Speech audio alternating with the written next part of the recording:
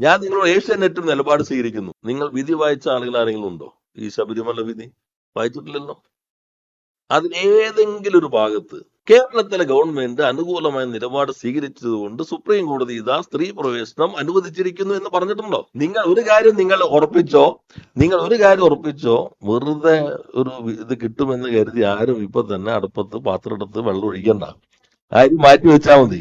അല്ല, നിങ്ങൾ ഇത് ഞാൻ പറഞ്ഞില്ല, നിങ്ങൾക്ക് മാധ്യമങ്ങൾ നിങ്ങളുടെ ഉദ്ദേശം എന്താ? ഒറ്റ കാര്യം, സ്ത്രീകളെ പ്രവേശിപ്പിക്കുന്ന സർക്കാരിന്റെ ഒരു ഉത്തരവ് ഇറക്കിയിട്ട് ആ ഉത്തരവാണ് പ്രശ്നം ചെയ്യുന്നതെങ്കിൽ നമുക്ക് നോക്കാം. ഇത് സുപ്രീം കോടതി, ഞാൻ പറയട്ടെ, സുപ്രീം കോടതി വിധി ഇറക്കി. ആ വിധിയുടെ അടിസ്ഥാനത്തിൽ നിലപാട് വന്നു. സുപ്രീം കോടതി റിവ്യൂ ചെയ്യാൻ തീരുമാനിച്ചു. റിവ്യൂ ചെയ്യുമ്പോൾ അടിസ്ഥാന 7 പ്രശ്നങ്ങൾ അഡ്രസ് ചെയ്തിട്ട് റിവ്യൂലേക്ക് ഇറക്കാൻ പറ്റുള്ളൂ എന്ന് പറഞ്ഞു. ഇപ്പൊ ഞങ്ങളുടെ മുമ്പിലുള്ള പ്രയോറിറ്റി എന്താ? ഈ 7 പ്രശ്നങ്ങൾ വെക്കണം. നിങ്ങൾക്ക് എന്താ പ്രയോറിറ്റി? ഞങ്ങളുടെ നിന്ന് എന്തെങ്കിലും കിട്ടിയാൽ അതിൽ നിന്ന് കൊയ്തെടുക്കാൻ, ഒരു പരിസരം സൃഷ്ടിക്കാൻ അപ്പുറത്ത് വേറൊരു പ്രയോറിറ്റി ഇല്ല. ഞാൻ ചോദിക്കട്ടെ, ഞാൻ ചോദിക്കട്ടെ, നിങ്ങൾ പ്രതിപക്ഷ നേതാവ് പറയണം ഒറ്റ മിനിറ്റ് കൊണ്ട് തീരുമാനിക്കാം. ഒറ്റ മിനിറ്റ് കൊണ്ട് തീരുമാനിച്ചാൽ ഈ സുപ്രീം കോടതി അടിസ്ഥാന പ്രശ്നങ്ങളെല്ലാം തീരുമാനമാകുമോ? അല്ല, ഞങ്ങൾ എന്തിനു വേദനിപ്പിക്കുന്ന ഉത്തരവാദിത്വം? ഞങ്ങളുടെ വിശ്വാസിയുടെ വിശ്വാസം സംരക്ഷിക്കാൻ വേണ്ടി നിൽക്കുന്നവരാണല്ലോ ഞങ്ങൾ. ഏത് വിശ്വാസമാണോ ആ വിശ്വാസത്തിനൊപ്പം നിൽക്കും. അതാണല്ലോ നാം കാണേണ്ടത്. യുവതീ പ്രവേശനത്തിനൊപ്പം അല്ല, സുപ്രീം കോടതിയുടെ വിധി വന്നു, സ്വാഭാവികമായിട്ടും ബൈൻഡിങ് ആണ്. അതേ സുപ്രീം കോടതി തന്നെ റിവ്യൂ ചെയ്യാൻ തീരുമാനിച്ചു. ആ റിവ്യൂ ചെയ്യുമ്പോൾ ഇപ്പൊ സ്റ്റേ ഇല്ല. ആദ്യത്തെ വിധി സ്റ്റേ ചെയ്തിട്ടുള്ള റിവ്യൂ, ഈ ചോദ്യങ്ങൾ അപ്പോഴിപ്പോ വേണമെങ്കിൽ ആ വിധി ഓർഡർ ആണെന്ന് പറയാമല്ലോ. പക്ഷെ അങ്ങനെ, കാരണം സ്വാഭാവികമായിട്ട് സുപ്രീം കോടതി റിവ്യൂ ചെയ്യാണ്. ആ റിവ്യൂ ചെയ്യുമ്പോൾ അവർ തന്നെ പറഞ്ഞു, ആദ്യം ഈ 7 അടിസ്ഥാന പ്രശ്നങ്ങൾ ചർച്ച ചെയ്തിട്ട് ഇതിലേക്ക് വരുള്ളൂ. അപ്പൊ നമ്മളോട് ഈ 7 പ്രശ്നങ്ങളിൽ കോടതി എന്തൊക്കെയാണോ ആവശ്യപ്പെട്ടിട്ടുള്ളത് ആ കുറെ കൂടി സങ്കീർണമാണല്ലോ. ഇതൊരു ഒബ്ജക്റ്റീവ് ടൈപ്പ് ചോദ്യമല്ലല്ലോ, 1 മിനിറ്റ് കൊണ്ട് പരിഹാരം കാണാവുന്ന ഒരു സംഗതി അല്ലല്ലോ ഇത്.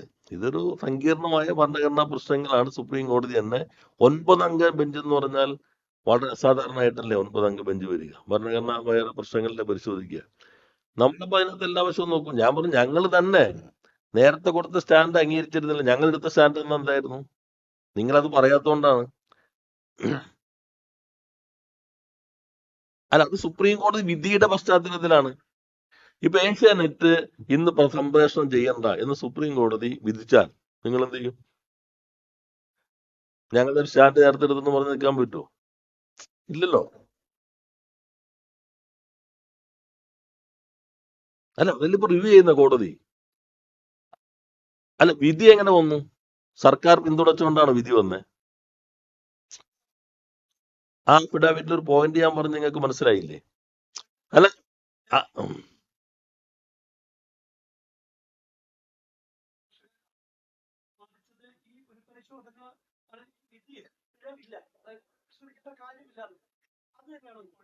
അല്ല, ഇപ്പൊ എന്താ സുപ്രീം കോടതിയിൽ നമ്മുടെ ഒരു വക്കീലിനല്ലേ ചുമതലപ്പെടുത്തിയേക്കണേ? ഇപ്പൊ സുപ്രീം കോടതി റിവ്യൂ ചെയ്യാൻ തീരുമാനിച്ചാൽ പിന്നെ അത് ശരിയാണോ തെറ്റാണോ നമ്മളിപ്പോ പറയേണ്ട കാര്യം എന്താ? അല്ല, ഇപ്പൊ സുപ്രീം കോടതി റിവ്യൂ അല്ല, നിങ്ങൾക്ക് മനസ്സിലായില്ല ഈ വിധിയിൽ.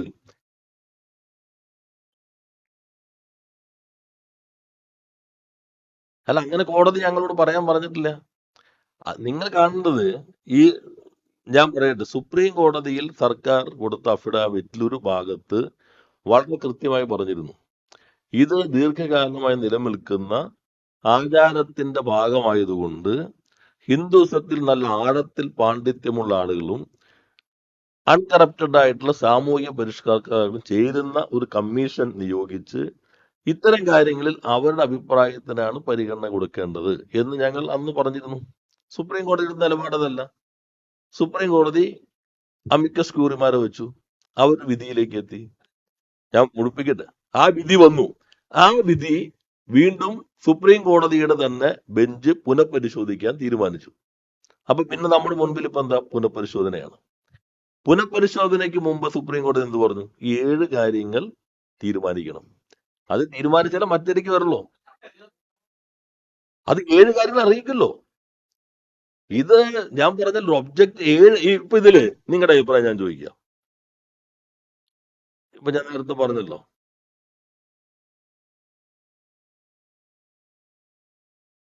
അല്ല ഞാൻ ചോദിക്കുക, ഈ ആർട്ടിക്കിൾ 25, 26 കോൺസ്റ്റിറ്റ്യൂഷനിൽ അതിന് ഇന്റർപ്ലേ എങ്ങനെയായിരിക്കണം? നമ്മൾ നേരെ സിറ്റുവേഷനൊന്ന് പറയാൻ പറ്റുമോ? ഇതിന്റെ എല്ലാ വ്യാഖ്യാനങ്ങളും നന്നായി ചർച്ച ചെയ്യേണ്ടി വരും. ഭരണഘടനാ വിദഗ്ധരായിട്ട് എല്ലാ വിഭാഗവുമായിട്ടൊക്കെ ആലോചിക്കേണ്ടി വരും. രണ്ട്, what is sweep of expression of public order morality? ഇത് ഒരു പത്രസമ്മേളനത്തിൽ ഒബ്ജക്റ്റീവ് ടൈപ്പ് ചോദ്യമല്ലല്ലോ ഇത്. ടെക്നിക്കൽ സുപ്രീം കോടതിയുടെ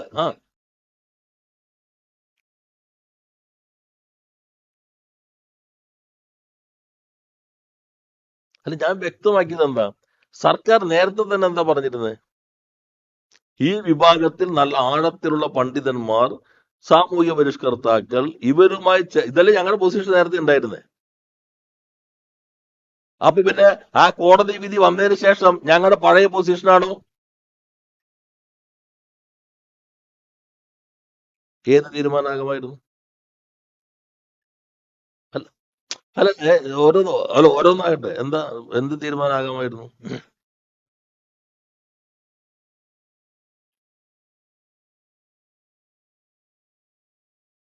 നിങ്ങൾ നിങ്ങൾ കാണേണ്ടത് അത് സുപ്രീം കോടതിയുടെ മുൻപിൽ നമ്മൾ കൊടുത്തതാണല്ലോ. സുപ്രീം കോടതിയിൽ ഗവൺമെന്റ് പറയാണ് ഇങ്ങനെ ഒരു കമ്മിറ്റിയെ വച്ചിട്ട് വേണം തീരുമാനം എടുക്കാൻ. സുപ്രീം കോടതി വിധിച്ചു കഴിഞ്ഞാൽ നിങ്ങളുടെ വിധി അവിടെ നിൽക്കട്ടെ, ഞങ്ങൾ ഞങ്ങളുടെ അഫിഡാവിറ്റ് നിൽക്കുന്നു പറയാൻ സാമാന്യ നിയമത്തെ കുറിച്ച് അടിസ്ഥാന ധാരണ ഒരാൾക്ക് പറ്റുമോ? അദ്ദേഹത്തിന് വ്യക്തത വരുത്തട്ടെ, ഓരോന്ന് ഏറ്റെടുക്കാം നമുക്ക്. നമ്മുടെ ഒരു ആവശ്യം സുപ്രീം കോടതി വെച്ചല്ലോ, സുപ്രീം കോടതി അംഗീകരിച്ചില്ല, നിങ്ങൾ അവിടെ നിൽക്കട്ടെ, ഞങ്ങൾ ഇതിലേക്ക് പോകും എന്ന് പറയാൻ പറ്റുമോ? ഇല്ലല്ലോ. ഇപ്പൊ പരിശോധിക്കില്ലെന്ന് സുപ്രീം കോടതി എന്ത് പറഞ്ഞു? ഇത് തിരുത്തണോ ഇല്ലയെന്നോ ഇപ്പൊ തീരുമാനിക്കുന്നതിന് മുമ്പ് ഈ അടിസ്ഥാന പ്രശ്നങ്ങൾ വരട്ടെ. നമ്മൾ എന്തിനാ നിങ്ങൾ ഇത്തിരി സുവർണാവസരം വല്ലതും കിട്ടുമെന്ന് ചാരത്ത് എടുക്കപ്പെടണ്ട. ഇത് സംബന്ധിച്ച് ഭരണഘടനാപരമായിട്ടുള്ള വ്യാഖ്യാനത്തിന്റെ അതിവിപുലമായൊരു സാധ്യത സുപ്രീം കോടതി തുറന്നിട്ടിരിക്കുന്നു. അതിന് ഞാൻ മുഴുവനാക്കട്ടെ എന്ന്. ഇന്നിപ്പോ കൊടുക്കണ്ടല്ലോ, ഉച്ചയ്ക്ക് 2 മണിക്ക് മുമ്പ് കൊടുക്കണ്ടല്ലോ, ഞങ്ങൾക്കൊരു സമയമുണ്ടല്ലോ. ഈ ഭരണഘടനാ പ്രശ്നങ്ങൾ നേരെ നമുക്ക് ഇങ്ങനെ ചർച്ച ചെയ്യാൻ പറ്റുന്നതാണോ? ഞാൻ വായിച്ചില്ലേ? അത് വച്ചിട്ട് ഞങ്ങൾ നല്ല പരിശോധന നടത്തും, ചർച്ച നടത്തും. ഞങ്ങൾ എപ്പോഴും വിശ്വാസ സമൂഹത്തിന്റെ താല്പര്യങ്ങൾ, അതേപോലെ തന്നെ സാമൂഹിക പരിഷ്കരണ താല്പര്യങ്ങൾ, ഇത് രണ്ടും ബാലൻസ് ചെയ്തിട്ടല്ലേ ഞങ്ങൾ അന്ന് അഫിഡാവിറ്റ് കൊടുത്തത്. ഞങ്ങളുടെ അന്നത്തെ അഫിഡാവിറ്റ് വളരെ കൃത്യമല്ലേ? നിങ്ങൾ ആ ഭാഗം 4ാമത്തെ പാരഗ്രാഫ് അന്ന് ഈ വിവാദങ്ങൾ വന്നപ്പോ എല്ലാ മാധ്യമങ്ങളും മറച്ചു വെച്ചു എന്നതല്ലേ യാഥാർത്ഥ്യം?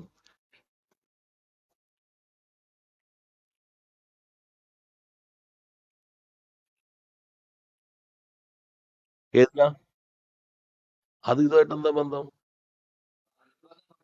അത് നമ്മൾ കാണേണ്ടത് വനിതാ മതിലിന്റെ മുകളിൽ കൂടെയാണ് ആളെ കൊണ്ടു, അല്ലല്ലോ. ഇവിടെ കാണേണ്ടത് സുപ്രീം കോടതി എല്ലാം കേട്ടിട്ട് വിധി പ്രഖ്യാപിച്ചു. അതിന് സുപ്രീം കോടതി തന്നെ റിവ്യൂ ചെയ്യാൻ തീരുമാനിച്ചു. അതിന് സുപ്രീം കോടതി തന്നെ പറഞ്ഞു റിവ്യൂ ചെയ്യുന്നതിന് മുൻപ് 7 പ്രശ്നങ്ങൾ പരിശോധിച്ച് വ്യക്തത വരുത്തണം. അതിനുശേഷമാണ് ഇത് പറഞ്ഞല്ലോ, the review petition were adjourned till the determination of the questions by a larger bench.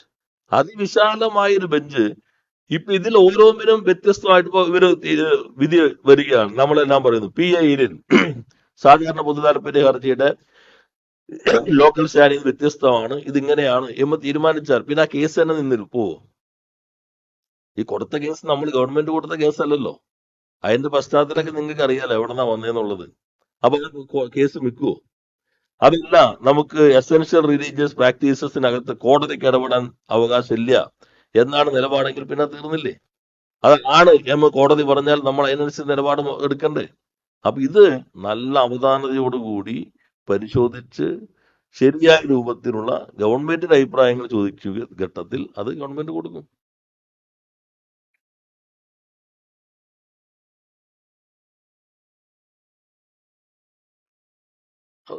ഇതിലെ അതിനൊന്നും ഞങ്ങൾ തള്ളി പറഞ്ഞിട്ടില്ലല്ലോ എന്ന്.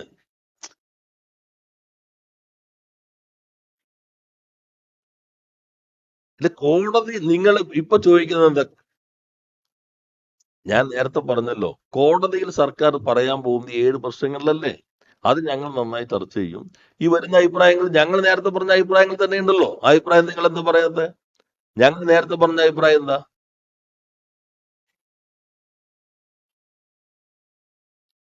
അത് വിധി വന്നോണ്ടില്ലെന്ന്. ഞാൻ നിങ്ങളോട് ഏഷ്യാനെറ്റും നിലപാട് സ്വീകരിക്കുന്നു. നാളെ സുപ്രീം കോടതി നിങ്ങൾ സംപ്രേഷണം ചെയ്യണ്ട, അത് വഴിക്ക് നിൽക്കട്ടെ എന്ന് തീരുമാനിക്കാൻ പറ്റും. ഞങ്ങളുടെ പഴയ നിലപാടാണെന്നുള്ളത്. ഞാൻ പറഞ്ഞു, നേരത്തെ തന്നെ ഞങ്ങൾ എടുത്തൊരു നിലപാടുണ്ട്. അല്ല, സുപ്രീം കോടതി വിധി അപ്രസക്തമായത് ആരാ പ്രസക്തമാക്കിയേ? ഞങ്ങൾ പിന്തുണച്ചോടാണോ സുപ്രീം കോടതി വിധി വന്നതോടെയാണോ? സുപ്രീം കോടതി ലോ ഓഫ് ദ ലാൻഡ് അല്ലേ? നിങ്ങൾ കാണുന്നത് എന്താ? ഞങ്ങൾ പോയിട്ട് ഗവൺമെന്റ് ഒരു ഉത്തരവ് ഇറക്കുകയാണ് സ്ത്രീകളെ പ്രവേശിപ്പിക്കണം, അല്ലല്ലോ. ഇതൊരു സംഘടന പോയി സുപ്രീം കോടതി പോകുന്നു. ആ സംഘടന പോയപ്പോൾ ഒരു വിധി വരുന്നു. അത് ഞങ്ങളുടെ അഫിഡാവിറ്റ് വളരെ വ്യക്തമായി തന്നെ 4ാമത്തെ പാരഗ്രാഫിൽ കൊടുത്തു. അതൊന്നും പരിഗണിക്കാതെ തന്നെ നിലപാട് സ്വീകരിച്ചു. നിലപാട് സ്വീകരിച്ചു കഴിഞ്ഞാൽ പിന്നെ സുപ്രീം കോടതിയിലെ വിധിച്ച് ഞങ്ങളാ ഗവൺമെന്റ് ഉത്തരവല്ലല്ലോ. ഞാൻ പറയട്ടെ, ഇത് ഞാൻ മുഴുവനാക്കട്ടെ. നിങ്ങൾ അസ്വസ്ഥമാകണ്ടെന്ന്, സമയം ഇഷ്ടം പോലെ ഉണ്ട്. സുപ്രീം കോടതി ഉത്തരവ് വന്നു. ഉത്തരവ് വന്നപ്പോൾ കോൺഗ്രസ് അഖിലേന്ത്യാ നേതൃത്വം സ്വാഗതം ചെയ്തു, BJP സ്വാഗതം ചെയ്തു. ഇതൊക്കെ നിങ്ങൾ മറന്നു പോകരുത്. അത് കഴിഞ്ഞ് സുവർണാവസരം വീണ് കിട്ടുന്നു എന്ന് വന്നപ്പോൾ ഉപയോഗിക്കാൻ ശ്രമിച്ചു. അതിൽ NSS തുടക്കം മുതൽ ഒരു സ്റ്റാൻഡായിരുന്നു. കോൺഗ്രസും BJPയും ഈ വിധിയെ പിന്തുണച്ച ഘട്ടത്തിലും NSSന്റെ സ്റ്റാൻഡ് വ്യത്യസ്തമായിരുന്നു. അത് നമ്മൾ കാണണം. ഇവര് പിന്നെ മലക്കം പറഞ്ഞ എന്താ? ഞങ്ങൾ നിലപാട് ഒരു സുപ്രീം കോടതി റിവ്യൂ ചെയ്യാൻ തീരുമാനിച്ചു. അപ്പൊ പിന്നെ ഞങ്ങളുടെ ബാധ്യത തീർന്നു. ഞങ്ങൾക്ക് വേണമെങ്കിൽ കടുംപിടുത്തക്കാരാണ്, സുപ്രീം കോടതി സ്റ്റേ ചെയ്തിട്ടില്ല എന്ന വ്യാഖ്യാനത്തിലേക്ക് ഞങ്ങൾ പോയില്ലല്ലോ. സുപ്രീം കോടതി റിവ്യൂ ചെയ്യുമ്പോഴും ഇത് സ്റ്റേ ചെയ്തിട്ടില്ല.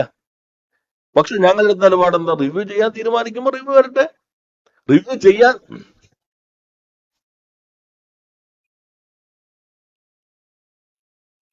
അല്ല, ഇപ്പൊ പറയേണ്ട കാര്യമില്ലല്ലോ. കാരണം നിങ്ങൾ മനസ്സിലാക്കേണ്ടത്, ഇതൊക്കെ പറയുന്നതാരാ? ഇപ്പൊ സർക്കാർ പറഞ്ഞു ഈ ഭരണഘടനാ പ്രശ്നങ്ങൾ വന്നാലേ അതിലേക്ക് കിടക്കുള്ളൂ. അത് ക്ലിയർ ആവട്ടെ. അതെ, അങ്ങനെ നിക്കണ എങ്ങനെയാ?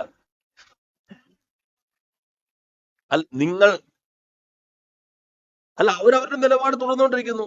സർക്കാരിന്റെ നിലപാട് വളരെ കൃത്യമാണ്. സുപ്രീം കോടതി ഞങ്ങളെല്ലാം കൊടുത്ത അഫിഡാവിറ്റിൽ ആ ഭാഗം പരിഗണിക്കാതെ അവര് പ്രത്യേകമായി അമിക്കസ് ക്യൂറിയ വെച്ചു. അവര് ഒരു വിധിയിലേക്ക് എത്തി. 2, അതേ സുപ്രീം കോടതി തന്നെ ആ വിധി റിവ്യൂ ചെയ്യാൻ തീരുമാനിച്ചു. 3, സുപ്രീം കോടതി തന്നെ പറഞ്ഞു റിവ്യൂവിലേക്ക് എത്തുന്നതിന് മുമ്പ് 7 അടിസ്ഥാന പ്രശ്നങ്ങൾ പരിഗണിക്കണം. ആ പരിഗണിച്ചാൽ മാത്രമാണ് ഇതിന്റെ മറ്റു വ്യാഖ്യാനങ്ങളിലേക്ക് പോവുള്ളൂ. അപ്പൊ ഞങ്ങൾ നിൽക്കുന്നത് സുപ്രീം കോടതിന് മുമ്പിലാ. സുപ്രീം കോടതി ഇപ്പൊ ഇന്ന് പറയാണ്, ഇതിൽ നിങ്ങളുടെ അഭിപ്രായം എന്താണ്? അടുത്ത ദിവസം വരണം, പ്രവേശനത്തെ അനുകൂലിക്കുന്നോ ഇല്ലയോ? അപ്പൊ ഞങ്ങൾ അപ്പൊ പറയും.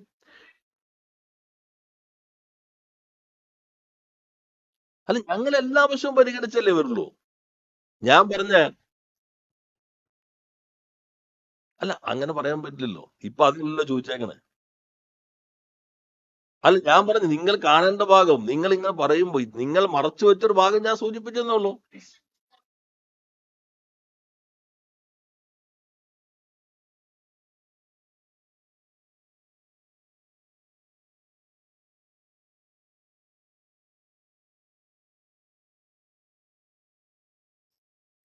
നമ്മൾ കാണേണ്ട ഭാഗം, നിങ്ങൾ വിധി വായിച്ച ആളുകൾ ആരെങ്കിലും ഉണ്ടോ? ഈ ശബരിമല വിധി വായിച്ചിട്ടില്ലല്ലോ.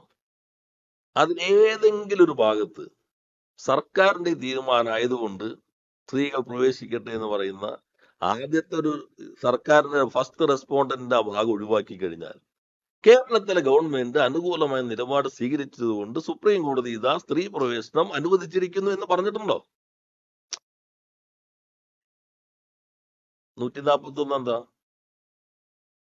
അപ്പൊ സുപ്രീം കോടതി വിധി എന്ന് പറഞ്ഞു. അജിതേ, ഏ അതില് സുപ്രീം കോടതി അല്ലേ പറഞ്ഞത്? സുപ്രീം കോടതി വിധി വന്നാൽ സാധാരണയുള്ള കാര്യങ്ങളുണ്ടല്ലോ. സുപ്രീം കോടതി റിവ്യൂ ചെയ്യാൻ തീരുമാനിച്ചു.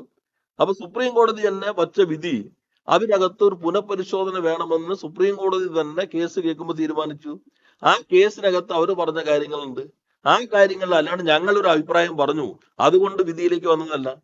ഇനി ഈ പറഞ്ഞ കാര്യങ്ങളും ഇവരെല്ലാം പറഞ്ഞ അഭിപ്രായങ്ങളെല്ലാം ഉണ്ടല്ലോ.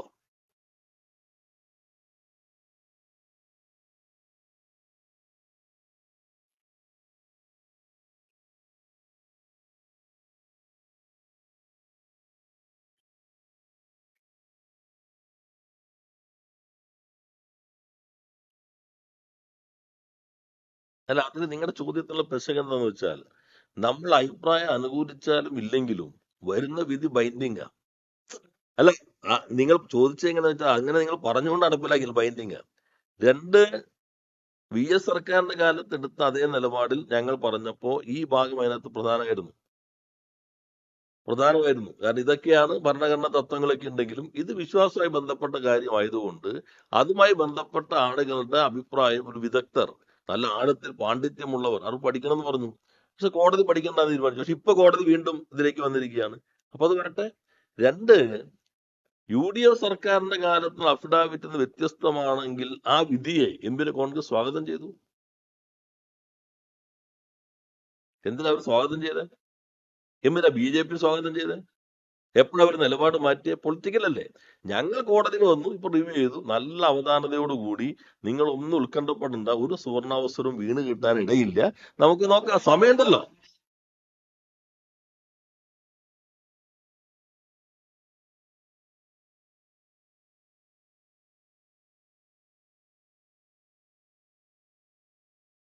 എവിടെ? അല്ല, നമ്മളിപ്പോ കാണേണ്ട കാര്യം എന്താ? സുപ്രീം കോടതി ഞങ്ങൾക്ക് കുറച്ച് സമയം തന്നിട്ടുണ്ടല്ലോ. ആ സമയം നിങ്ങൾ ഞങ്ങൾക്ക് താ. ഞങ്ങളൊന്ന് ഈ ഭരണഘടനാ സങ്കീർണമായ പ്രശ്നങ്ങളൊക്കെ മനസ്സിലാക്കി കൊടുക്കണ്ടേ? നിങ്ങൾ ഒരു കാര്യം ഉറപ്പിച്ചോ, വെറുതെ ഒരു ഇത് കിട്ടുമെന്ന് കരുതി ആരും ഇപ്പൊ തന്നെ അടുപ്പത്ത് പാത്രം എടുത്ത് വെള്ളം ഒഴിക്കണ്ട. ആരും മാറ്റി വെച്ചാൽ മതി.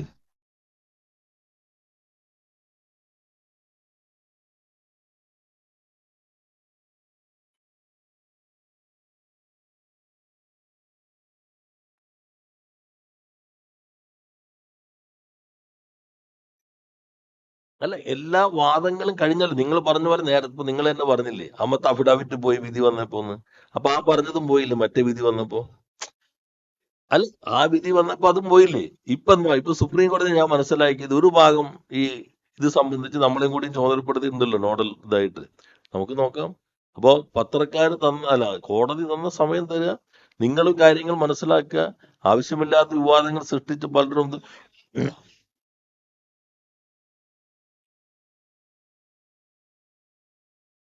അല്ല, നിങ്ങൾ ഇത് ഞാൻ പറഞ്ഞില്ല, നിങ്ങൾക്ക് മാധ്യമങ്ങൾ നിങ്ങളുടെ ഉദ്ദേശം എന്താ?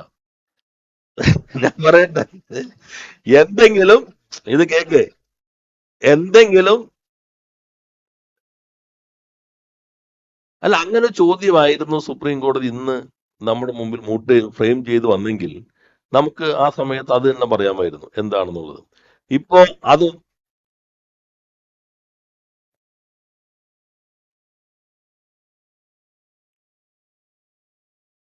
അല്ല, നിങ്ങളൊരു വഴിയിലേക്ക് പോകുമ്പോ ഈ വഴി കിടന്നാലേ അങ്ങോട്ട് എത്തുള്ളൂ.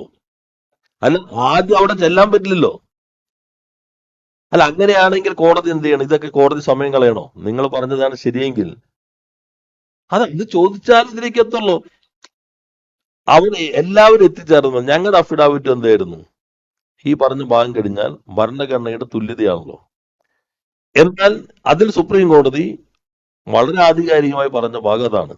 പക്ഷെ ഇപ്പൊ സുപ്രീം കോടതി പരിശോധിക്കാൻ പോകുന്നത് 25-26 മതവിശ്വാസത്തെ സംബന്ധിച്ചുള്ളതും തുല്യതയെ സംബന്ധിച്ചും ഇത് ഇപ്പുറത്ത് അപ്ലിക്കബിൾ ആണോ? മതവിശ്വാസവും ആചാരവും സംബന്ധിച്ച കാര്യങ്ങളിൽ കോടതിക്ക് ഒരു നിലപാട് സ്വീകരിക്കാൻ പറ്റുമോ? അതോ ആ വിഭാഗങ്ങൾക്ക് വിട്ടുകൊടുക്കണോ? ഈ ക്വസ്റ്റ്യൻസ് അഡ്രസ് ചെയ്യേണ്ടി വരും. അത് ചെറിയ കാര്യമല്ല, കുറച്ച് സമയമെടുക്കും. അതല്ലേ ഞാൻ പറഞ്ഞ, വിധി റിവ്യൂവിൽ സ്റ്റേ ചെയ്തിട്ടില്ല, ഞങ്ങൾ അതൊന്നും നിന്നില്ലല്ലോ.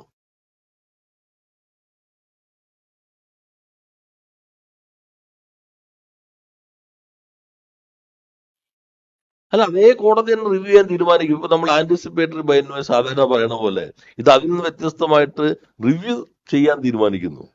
റിവ്യൂ ചെയ്യുമ്പോൾ തന്നെ വിശാലമായി ബെഞ്ചിന് വിടുന്നു. ആ ബെഞ്ചിൽ ഫ്രെയിം ചെയ്ത ക്വസ്റ്റ്യൻസ് വരുന്നു. ആ ബെഞ്ച് ഇപ്പൊ മാറിക്കൊണ്ടാണ് ഇപ്പൊ വീണ്ടും വന്നത്. കുറച്ചുപേര് പോയല്ലോ. അപ്പോൾ നമ്മൾ നോക്കേണ്ടത് എന്താ? ആ ബെഞ്ചിന് ഇത് വരട്ടെ.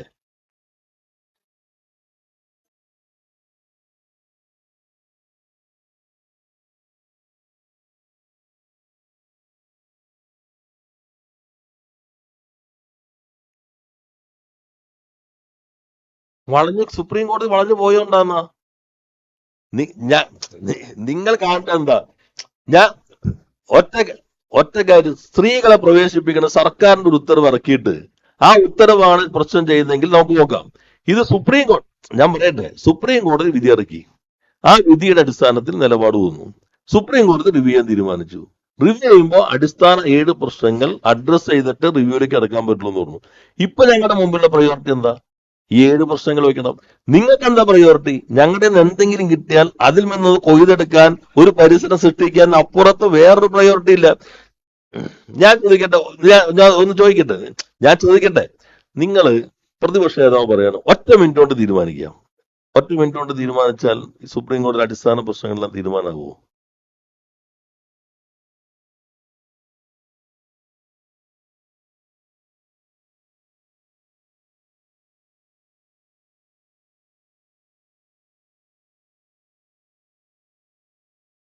പുനഃപരിശോധിക്കില്ലേ ഇപ്പോ? അല്ല, അതല്ലല്ലോ പ്രശ്നം. നമ്മളിപ്പോ ഞാൻ പറഞ്ഞ ഹൈപ്പോത്തറ്റിക്കൽ അല്ലല്ലോ. ഒരു ഗവൺമെന്റ് എങ്ങനെ പ്രവർത്തിക്കുക? ഗവൺമെന്റ് പ്രവർത്തിക്കുമ്പോൾ വാചകമേള പോലെ പറ്റില്ലല്ലോ. ഗവൺമെന്റ് പ്രവർത്തിക്കുമ്പോൾ സുപ്രീം കോടതിയുടെ മുൻപിൽ ഞങ്ങൾ പറയേണ്ട പ്രശ്നങ്ങൾ എന്താ? ഇപ്പൊ ഞങ്ങളോട് പറയാണ് സുപ്രീം കോടതി, നിങ്ങൾ പ്രവേശനത്തിന് അനുകൂലമോ ഇല്ലയോ?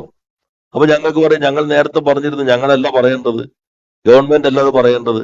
പറയേണ്ടത് ഈ വിശ്വാസവുമായി ബന്ധപ്പെട്ട ആഴത്തിൽ പാണ്ഡിത്യമുള്ള ആളുകളും സാമൂഹിക പരിഷ്കരണത്തിൽ നല്ല റെക്കോർഡുള്ള ആളുകളുമുള്ള ഒരു കമ്മീഷൻ നിയോഗിച്ച് അവരുടെ അഭിപ്രായമാണ് പരിഗണിക്കേണ്ടത്, ഗവൺമെന്റ് അല്ല പറയേണ്ടത്. ഞങ്ങൾ നേരത്തെ പറഞ്ഞു. അല്ല, നോക്കട്ടെ, നീ പറഞ്ഞ അല്ല, ഇതല്ലല്ലോ ഞങ്ങൾ. അല്ല, ഇപ്പോഴത്തെ പ്രശ്നം എന്താ?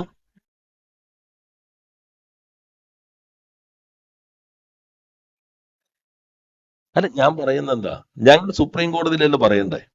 സുപ്രീം കോടതി പറയുമ്പോൾ ഈ 7 പ്രശ്നങ്ങളെ കുറിച്ചും നന്നായി ആലോചിച്ച് എല്ലാ വശങ്ങളും നോക്കി നിങ്ങൾക്കൊന്നും ഒരു സുവർണാവസരം കിട്ടാത്ത രൂപത്തിലുള്ള അഭിപ്രായം പറയും. അതുവരെ നിങ്ങൾ ക്ഷമിക്കുക. വേദനിപ്പിക്കണം, തലക്കെട്ടിടണമെന്ന് ആരെങ്കിലും ആഗ്രഹിക്കുന്നുണ്ടോ? അല്ല, ഞങ്ങൾ എന്തിനു വേദനിപ്പിക്കുന്ന ഉത്തരവാദിത്വം? ഞങ്ങളുടെ വിശ്വാസിയുടെ വിശ്വാസം സംരക്ഷിക്കാൻ വേണ്ടി നിൽക്കുന്നവരാണല്ലോ ഞങ്ങൾ. ഏത് വിശ്വാസമാണോ ആ വിശ്വാസത്തിനൊപ്പം നിൽക്കും. അതാണല്ലോ. അത് സുപ്രീം കോടതി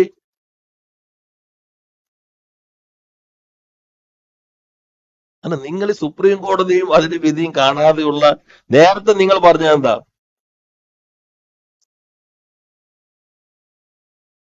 അല്ല, അവിടെ വേറൊരു വശം ഉണ്ടായി. ഏത് അതെന്താ ആരെ സംഘടിപ്പിച്ചതെന്ന് സമൂഹത്തിന് മുൻ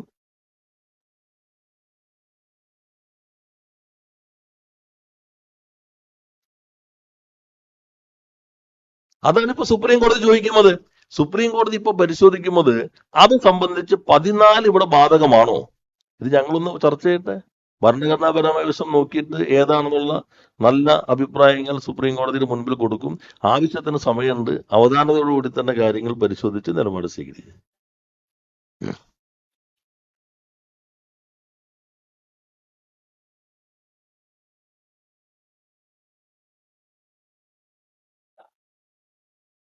അല്ല, അതൊന്നും നിങ്ങൾ സർവേ നടത്തുന്ന പോലെ സർവേ നടത്തിയിട്ടുള്ള കാര്യമല്ലല്ലോ. ഇത് ഇനി നിങ്ങൾ മനസ്സിലാക്കേണ്ടത് ഈ ഇഷ്യൂസ് അല്ലേ ഞങ്ങൾ പറയണ്ടേ, 7 ഇത് നിങ്ങളുടെ ഒരു ചർച്ചയിൽ, ന്യൂസ് അവർ ചർച്ചയിൽ അങ്ങനെ ബഹളം ഉണ്ടാക്കുന്ന പോലെ തീരുന്ന പ്രശ്നമല്ലത്. ഞങ്ങൾ നല്ല ഗൗരവമായി നോക്കി.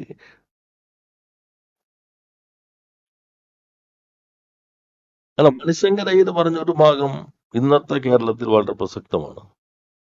അതെന്താന്ന് വെച്ചാൽ, അദ്ദേഹം പറഞ്ഞ ഒന്ന്, ആദ്യ ഭാഗം നിങ്ങൾ അദ്ദേഹത്തിന്റെ പ്രസംഗം ശ്രദ്ധിച്ചിട്ടുണ്ടാവും. ദരിദ്രർക്ക് തങ്ങളുടേതാണ് ഈ രാഷ്ട്രം എന്ന് തോന്നണം, അവരുടെ ശബ്ദം കേൾക്കണം. ഇതാണ് ഗാന്ധിയുടെ സ്വപ്നം. ആ ഗാന്ധിയുടെ സ്വപ്നം നടപ്പിലാക്കിയ ഏക സംസ്ഥാനം കേരളമാണ്. അതിനർത്ഥം കോൺഗ്രസിൽ ഇപ്പോഴും തുടരുന്ന ഗാന്ധിയന്മാർ അവരിത് മനസ്സിലാക്കി ഇടതുപക്ഷത്തെ പിന്തുണയ്ക്കണം എന്നുള്ളതാണ്. കോൺഗ്രസും ഗാന്ധിയും തമ്മിൽ ഒരു ബന്ധവും ഇല്ലാതായിരിക്കുന്നു എന്ന് മണിശങ്കരയ്യർ വ്യക്തമാക്കി. അപ്പൊ ഗാന്ധിയെ സ്നേഹിക്കുന്ന ആരെങ്കിലും ഇനി കോൺഗ്രസിൽ ഉണ്ടെങ്കിൽ അവരെടുക്കേണ്ട നിലപാട് ഈ ബാറ്റൻ കൊണ്ടുപോകുന്ന ഏക മുഖ്യമന്ത്രി ശ്രീ പിണറായിയാണെന്ന് മണിശങ്കരയ്യർ വ്യക്തമാക്കി. പഞ്ചായത്ത് രാജ് മാത്രമല്ല, ഗാന്ധിയുടെ സ്വപ്നം. ബാക്കി എല്ലാവരും അത് കൈയൊഴിഞ്ഞു. അപ്പൊ യഥാർത്ഥ ഗാന്ധിയന്മാർ, ഇപ്പൊ ഞങ്ങളാണ് ഇടതുപക്ഷം എന്ന് പറയുന്ന ആളുകളുണ്ടല്ലോ, അതിൽ ഏതെങ്കിലും ഗാന്ധിയന്മാർ അവശേഷിക്കുന്നുണ്ടെങ്കിൽ അവർക്ക് ഇത് മനസ്സിലാക്കി ഇടതുപക്ഷത്തിന്റെ ഒപ്പം നിൽക്കുക എന്ന ചരിത്ര ദൗത്യം ഗാന്ധിയോട് ചേർത്ത് വെച്ച് നിർവഹിക്കാം എന്നാണ് മണിശങ്കർ പറഞ്ഞതിൽ നിന്ന് നമ്മൾ മനസ്സിലാക്കേണ്ടത്. അല്ല, കോൺഗ്രസിൽ ഗാന്ധിയെ സ്നേഹിക്കുന്നത് മണിശങ്കർ അത് ഇവർക്ക് പറയാൻ പറ്റും. കാരണം അദ്ദേഹത്തെ ആദ്യം സസ്പെൻഡ് ചെയ്ത് മോദിക്കെതിരെ പറഞ്ഞിട്ടാണ്, ആണല്ലോ. പിന്നെ അദ്ദേഹത്തെ തിരിച്ചെടുത്തായിട്ടാണ് നമ്മൾ മാധ്യമങ്ങളിൽ കണ്ടത്, തിരിച്ചെടുത്തായിട്ട് കണ്ടു. പക്ഷെ അദ്ദേഹം പറഞ്ഞ കാര്യം എന്താ? അതിദരിദ്രം ഇല്ലാതായില്ലേ? നമ്മുടെ നിലപാട് 5 ലക്ഷം വീട് 24-ാം തീയതി പൂർത്തീകരിക്കുകയല്ലേ? ആദ്യമായി കൊണ്ട് ഉന്നത വിദ്യാഭ്യാസം സൗജന്യമാക്കിയില്ലേ? പെൻഷൻ എല്ലാ വിഭാഗങ്ങളിലേക്കും വർദ്ധിപ്പിക്കുകയും എത്തിക്കുകയും ചെയ്തില്ലേ? അപ്പൊ ദരിദ്രരുടെ ശബ്ദം കേൾക്കണം എന്ന മഹാത്മാഗാന്ധിയുടെ കാഴ്ചപ്പാട് പ്രയോഗത്തിൽ കൊണ്ടുവരുന്നത് ഇടതുപക്ഷമാണ് എന്ന് അദ്ദേഹം പറഞ്ഞത് വസ്തുതകൾ അടിസ്ഥാനപ്പെടുത്തിയിട്ടാണ്. അപ്പൊ കേരളത്തിൽ കോൺഗ്രസിൽ തുടരുന്ന തീവ്ര വലതുപക്ഷത്തിന് നേതൃത്വത്തിലുള്ള കോൺഗ്രസിൽ തുടരുന്ന ആളുകൾ ഗാന്ധിയെ ഇപ്പോഴും സ്നേഹിക്കുന്നുവെങ്കിൽ ഇപ്പോഴത്തെ കോൺഗ്രസ് ഗാന്ധിയെ മറന്നിരിക്കുന്നു. ഗാന്ധി ഘാതകരമായിട്ട് പോലും കേരളത്തിൽ ധാരണയുണ്ടാക്കാൻ മടിക്കാത്തവരാണ്. അത് മനസ്സിലാക്കി മണിശങ്കരെ പോലുള്ള അയ്യരെ പോലെയുള്ള ആളുകൾ പറഞ്ഞ കാര്യം ഉൾക്കൊണ്ട് ഇടതുപക്ഷത്തൊപ്പം നിൽക്കുക. അവര് ഗാന്ധിയെ കൈയൊഴിഞ്ഞ ഒരു കൂട്ടമായി കേരളത്തിലെ കോൺഗ്രസ് മാറിയിരിക്കുന്നു.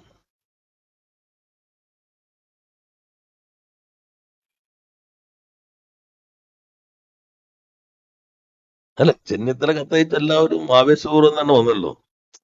എന്നുവെച്ചാൽ കേരളം എന്നുള്ള ലോകത്തിന് മുൻപിൽ എങ്ങനെ മാറുന്നു ഇതിപ്പോ എല്ലാവർക്കും അറിയാലോ. ഭേദമില്ലാ തരത്തിൽ മാറ്റം. ഇപ്പൊ ചിലര് പറഞ്ഞില്ലേ ഭരണത്തുടർ, ഞാൻ കഴിഞ്ഞ ദിവസം വിശദീകരിച്ചു. ആ നെഗറ്റീവ് പോയി. കാരണം ബംഗാളിൽ ഇടതുപക്ഷത്തൊന്ന് തിരുത്താൻ വേണ്ടിയാണെന്നുള്ള പറയണത്. അപ്പൊ തിരുത്താൻ വേണ്ടി രംഗത്തിറങ്ങിയവർ ഇപ്പൊ തിരുത്താനുള്ള സമയം കഴിഞ്ഞല്ലോ. തിരിച്ചെന്താ ഇടതുപക്ഷത്തെ കൊണ്ടുവരാൻ വലിയ മുന്നണി ഉണ്ടാക്കാത്തത്? ഇപ്പൊ കേരളത്തിൽ ഇടതുപക്ഷത്തെ തിരുത്താൻ തുടർച്ച വേണ്ട എന്ന് പറയുന്ന എല്ലാവരും ആവേശ കമ്മിറ്റി ഉണ്ടാക്കിയിട്ട് അടുത്ത ഇലക്ഷനിൽ ഇടതുപക്ഷം തന്നെ വരണം എന്ന് പറഞ്ഞ് വലിയ തോതിൽ വരുമോ? ബംഗാളിൽ അനുഭവമില്ലേ? ബംഗാളിന്റെ അനുഭവത്തിൽ തുടർച്ച ഇല്ലാതാക്കാൻ ഇടതുപക്ഷത്തിന് ഷോക്ക് ട്രീറ്റ്മെന്റ് തിരുത്തണം എന്ന് പറഞ്ഞ് കൊണ്ടുവന്ന ആളുകൾ ഇപ്പൊ എവിടെ നിൽക്കുന്നു? വിശാല കൂട്ടുകെട്ട് ഇത്ര കഴിയുമ്പോൾ ഇനി ഇടതുപക്ഷം ഇതാ വീണ്ടും വരട്ടെ എന്ന് പറഞ്ഞ് വീണ്ടും വന്നില്ലല്ലോ. അപ്പൊ ഇത് ഈ നരേറ്റീവുകാർക്കുള്ള മറുപടിയാണ് മണിശങ്കരയ്യർ നൽകിയിട്ടുള്ളത്. കേരളം ഇന്ത്യയിൽ ഇത്തരം കാര്യങ്ങൾ ജനപക്ഷത്ത് നിൽക്കുന്ന ഏക ഭരണ സംവിധാനമാണെന്ന് കോൺഗ്രസിനകത്തുള്ള ആളുകളും സമ്മതിക്കുന്നു. അപ്പൊ യഥാർത്ഥ ഗാന്ധിയന്മാർ കോൺഗ്രസിലുണ്ടെങ്കിൽ അവര് ഈ തീവ്ര വലതുപക്ഷ സ്വഭാവമുള്ള കോൺഗ്രസിനെ കൈയൊഴിഞ്ഞ് ഇടതുപക്ഷത്തിനൊപ്പം നിന്ന് കുറെ കൂടി 100ക്ക് മേൽ എത്തിക്കാനുള്ള പ്രവർത്തനങ്ങളിൽ ഞങ്ങൾ പിന്തുണയ്ക്കുകയാണ് വേണ്ടത്. അല്ല, അതിങ്ങനെ ആലോചിച്ചിട്ടുള്ള ഈ ചോദ്യം ചോദിച്ചുകൊണ്ടിരിക്കുന്നത്. അവിടെ നിൽക്കട്ടെ, ഞാൻ പറഞ്ഞ് ഭാഗം കഴിഞ്ഞില്ലേ?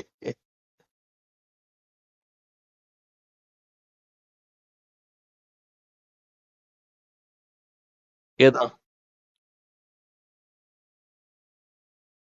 ആ,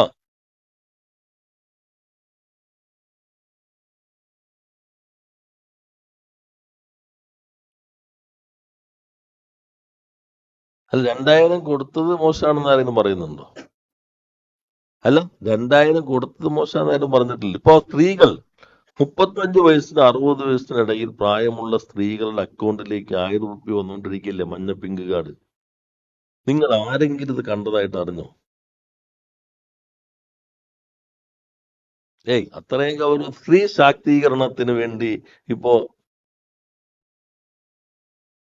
വാർത്തിപ്പോ അല്ല കൊടുത്തോടത്തോളം നല്ലത്. ഞാൻ പറഞ്ഞ ആദ്യമായിട്ടല്ലേ ഇപ്പൊ എന്നാൽ ഒരു പദ്ധതി തമിഴ്നാട്ടിൽ 5000 രൂപ ഇത് ഒറ്റയടിക്ക് സ്റ്റാലിൻ കൊടുത്തിരിക്കുന്നത്. അപ്പൊ ഞാൻ വായിച്ചപ്പോ വിചാരിച്ചു 5000 ഇട്ട് വർദ്ധിപ്പിച്ചിട്ടുണ്ടാവും. അല്ല, 1000 കുടിശ്ശികയും ബാക്കി അടുത്ത മാസത്തേക്ക് എന്തെങ്കിലും തടസ്സം തെരഞ്ഞെടുപ്പിലുണ്ടെങ്കിൽ അതുകൂടി മുൻകൂട്ടി കണ്ടിട്ട് സ്ഥലക്കെട്ട് എങ്ങനെയാ? നമ്മളെങ്ങനാണെങ്കിലോ ഇപ്പൊ മണിശങ്കർ അയ്യർ ഇപ്പോ ഞങ്ങളോടൊപ്പം നിൽക്കുന്ന ഒരാള് അദ്ദേഹം പറഞ്ഞതിനെ തെറ്റായി വ്യാഖ്യാനിച്ചിട്ട് എല്ലാ ദിവസവും ന്യൂസ് അവർ ചർച്ച, 1ാം പേജ്, സൺഡേ സപ്ലിമെന്റ്. അപ്പൊ അദ്ദേഹം തന്നെ പറഞ്ഞു ഞാൻ ഇതല്ല ഉദ്ദേശിച്ചത്, എന്നാലും വിടില്ല. എന്നാൽ മണിശങ്കരെ പോലുള്ള ഒരാള് ഇത്രയും പരിണിതപ്രജ്ഞനായ കോൺഗ്രസിന്റെ ഏറ്റവും പ്രധാന നേതൃനിരയിലുണ്ടായിരുന്ന മന്ത്രിയായിരുന്ന ഒരാൾ ഇതേപോലെ പ്രസ്ഥാനം നടത്തിയിട്ട് ഇന്നലെ തിരക്കുകാരന് യാത്രയിലായതുകൊണ്ട് ഞാൻ കണ്ടില്ല. ന്യൂസ് അവറിൽ എല്ലാവരും ഒരു ചർച്ച ഉണ്ടായോ? ന്യൂസ് അവറിൽ മറ്റേ ചർച്ച തുടർച്ച വേണ്ടെന്ന് എത്ര ദിവസം ചർച്ച ചെയ്തു നിങ്ങൾ? അല്ല, ഞാൻ ചോദിച്ചതല്ല. ഈ മണിശങ്കരെ പോലൊരാൾ, കോൺഗ്രസിന്റെ മേധാവായ ഒരാൾ, പിണറായി സ്തുതി എന്നുള്ളതല്ലത്, മഹാത്മാഗാന്ധിയുടെ ദർശനം പിന്തുടരുന്ന ഇന്ത്യയിലെ ഏക സർക്കാർ കേരളത്തിലേതാണ്, ഇടതുപക്ഷ സർക്കാരാണ്. അതുകൊണ്ട് എന്റെ പാർട്ടി കൈയൊഴിഞ്ഞ ബാറ്റൻ പ്രിയപ്പെട്ട മുഖ്യമന്ത്രി ശ്രീ പിണറായി അങ്ങ് ഏറ്റെടുക്കൂ എന്ന് മണിശങ്കരയിൽ പറഞ്ഞപ്പോ അത് ചർച്ച ചെയ്ത 3 ദിവസം ന്യൂസ് അവർ ചർച്ച ചെയ്തു. ഒരു ദിവസം ഞങ്ങൾക്ക് അതും വെച്ച് തരണ്ടേ? അത്രേ ഉള്ളൂ. ഒരു ന്യൂസ് അവർ ഒന്ന് വെക്കുന്ന അജിത. അല്ല, ഇത് പറ നിങ്ങ അതിപ്പോ അദ്ദേഹം പറഞ്ഞ ഞാൻ ശ്രദ്ധിച്ചിട്ടില്ലേ. ഞാൻ പറഞ്ഞത് ഇത് വളരെ പ്രസക്തമായ ചോദ്യമല്ലേ. ഒന്നാം പേജ് ലീഡ്, അതിനുശേഷം ഇപ്പൊ സ്വർണത്തിന്റെ തന്നെ പോകുന്നില്ലേ, കൊടിമരം നിങ്ങൾ വിട്ടോ? കോൺക്രീറ്റ് എങ്ങനെ തുരുമ്പ് പിടിച്ചു, അല്ല ചെതലരിച്ചു, തുരുമ്പ് പിടിച്ച ചെതലരിച്ചു, നിങ്ങൾ വിട്ടോ? ആ 2 കോടി എങ്ങനെ കറങ്ങി നടക്കണു, നിങ്ങൾ വിട്ടോ? അപ്പോ കുറച്ചുകൂടി യാഥാർത്ഥ്യബോധത്തോടെ നമ്മുടെ നാട് നന്നാവാൻ നിങ്ങളും കൂടി സഹകരിക്കുക. അല്ല, ഞാൻ പറഞ്ഞ മറ്റെല്ലാം വിട്ടല്ലോ. അല്ല, അതിപ്പോ ആദ്യം വായിക്കുമ്പോ തന്നെ, വാർത്ത വായിക്കുമ്പോ തന്നെ നിങ്ങൾക്ക് അറിഞ്ഞൂടെ അതെങ്ങനെയാണ് എസ്റ്റിമേറ്റ്, എങ്ങനെ സാധാരണ എങ്ങനെയൊക്കെ ഞാൻ നല്ല വിസ്തീരിച്ചതാ.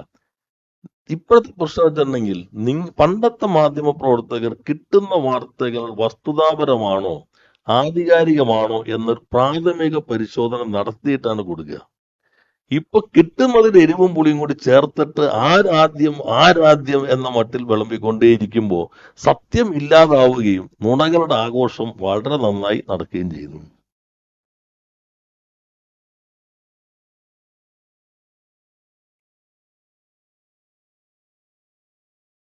മാധ്യമ പ്രവർത്തകർക്ക് അപ്പൊ ചോദിക്കും നോക്കിയിട്ട്. ഇപ്പൊ ഹൈക്കോടതിയുടെ മുമ്പിൽ, നല്ല ചോദ്യം, ഹൈക്കോടതിയുടെ മുമ്പിൽ സീൽഡ് ഇട്ട കവറിൽ ഒരു അന്വേഷണ റിപ്പോർട്ട് കൊടുത്തുകൊണ്ടിരിക്കുകയാണ്. ഏത്? അങ്ങനെ അന്വേഷണ റിപ്പോർട്ട് കൊടുത്തുകൊണ്ടിരിക്കുമ്പോ എന്തിനാ ഈ നിയമസഭയിൽ പണിമുടക്കിയത്? പണിമുടക്കിനെതിരായിരുന്നല്ലോ. പണിമുടക്ക് അശാസ്ത്രീയമായെന്ന് പറഞ്ഞ ആളുകളാണ് എല്ലാ ദിവസവും ഒപ്പിട്ടിട്ട് പണിമുടക്കിക്കൊണ്ടിരുന്നത് 2 ആഴ്ച. അപ്പൊ നിങ്ങൾ പറഞ്ഞത് ശരിയാണെങ്കിൽ ഹൈക്കോടതിയുടെ മുമ്പിൽ സീൽഡ് ഇട്ട കവറിൽ കൊടുത്തത് നിങ്ങൾ എന്തേ വിശ്വസിക്കാതിരിക്കണം ഇപ്പോഴും? എന്നിട്ട് നിങ്ങൾ എഴുതുന്ന ഈ അന്വേഷണത്തിൽ ഇപ്പോഴും പ്രശ്നമുണ്ട്, സമ്മർദ്ദമുണ്ട്. ഹൈക്കോടതി തന്നെ വിധിയിൽ പറയുന്നു അന്വേഷണം വളരെ ശരിയായ രൂപത്തിലാണ്, സുതാര്യമാണ്.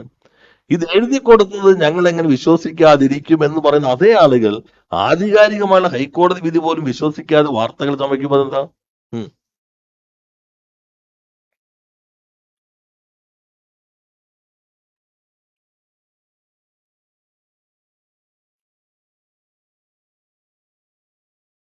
അല്ല, ഹൈക്കോടതി പറയട്ടെ.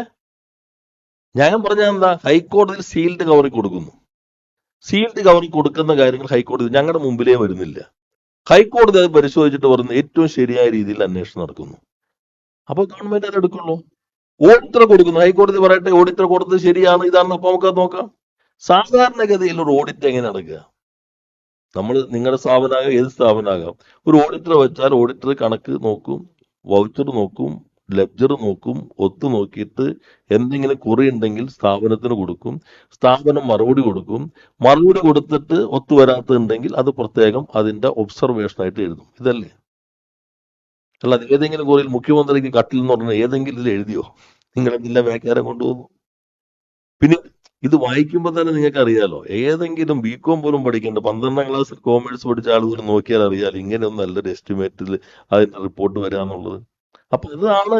അപ്പൊ മാധ്യമ പ്രവർത്തനം എന്ത് ചെയ്യണം? ഈ ഓഡിറ്ററുടെ നിലപാട് സംശയാസ്പദം, ഇതല്ലേ ശരിക്കും പറയേണ്ടത്. വസ്തുതാപരമാണെങ്കിൽ നിങ്ങൾ പറയേണ്ടത് എന്താ? ഓഡിറ്ററുടെ നിലപാട് സംശയാസ്പദം. പ്രാഥമിക പാഠങ്ങൾ പോലും പഠിച്ചിട്ടുണ്ടോ? ഒരു ക്വസ്റ്റ്യൻ മാർക്ക്. അല്ല, അപ്പോ ഓഡിറ്റർ, ഇങ്ങനെ ഒരു ഓഡിറ്റർ വച്ചത് ശരിയാണോ? അതും ചോദിക്കാൻ നിങ്ങൾക്ക്.